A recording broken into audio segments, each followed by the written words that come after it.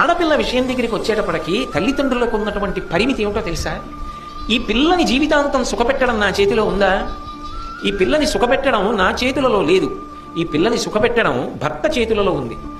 ఆయన సుఖపెడితే ఆమె సుఖపడుతుంది, నేనందరం సుఖపడతాం. అల్లుడు సుఖపెట్టేవాడు కాకపోతే చాలా ప్రమాదం. అందుకే అందున ఒక్కతే కూతురు అనుకోండి, ఆ అల్లుడి వలన కూతురు సుఖపడుతుందో సుఖపడదో, ఆమె జీవితం ఎలా ఉంటుందో అని తల్లిదండ్రుల యొక్క ప్రాణాలు బిగపట్టుకుని ఉంటారు. నేను ఒకప్పుడు కాంచీపురం వెడితే ఒక వృద్ధ పండితుడు ఒక ఆయన నా దగ్గరికి వచ్చి ఓ మాట అన్నాడు, అది నా జీవితంలో నేను మర్చిపోను. ఆయన నాతో అన్నాడు, ఏదో మాట్లాడుతూ, కోటేశ్వరరావు గారు, అల్లుడు మంచివాడైతే భగవంతుడు తన కడుపున పుట్టిన కొడుకులతో పాటు వీరొక కొడుకుని ఇచ్చినట్టు. అల్లుడు మంచివాడు కాకపోతే తన కడుపున పుట్టిన కూతురు ప్రతిరోజు మరణించినట్టు. ఒకసారి చనిపోయింది అనుకోండి కళ్ళ ముందు కూతురు, ఎంత ఏడుస్తారు తల్లిదండ్రులు.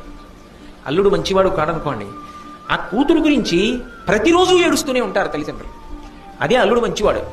ఆ కూతురు ఖండాంతరములలో ఎక్కడో ఉండనివ్వండి, తన కళ్ళ ముందు లేదు, కానీ తల్లి తండ్రి పరమ సంతోషంగా ప్రశాంతంగా ఉంటారు. ఎందుకని అంటే ఒక్క కారణానికి, ఎవరు ఎలా ఉండనివ్వండి, అల్లుడు చాలు బంగారు తండ్రి, నా కూతుర్ని గుండెల్లో పెట్టుకు చూసుకుంటాడు, అదొక్కటి చాలు, ఆ తల్లిదండ్రులు బతికేస్తాడు.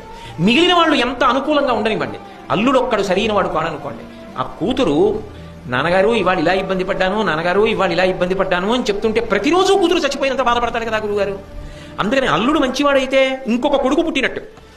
కొడుకుని చూడాలని ఎలా కోరుకుంటాడో తండ్రి, అలాగే మామగారు అల్లుణ్ణి చూడాలని కూడా అంతా పరితాపం పొందుతాడు, అంతా ప్రేమ పొందుతాడు. కాబట్టి కొడుకులతో ఒక కొడుకు పుట్టినట్టు.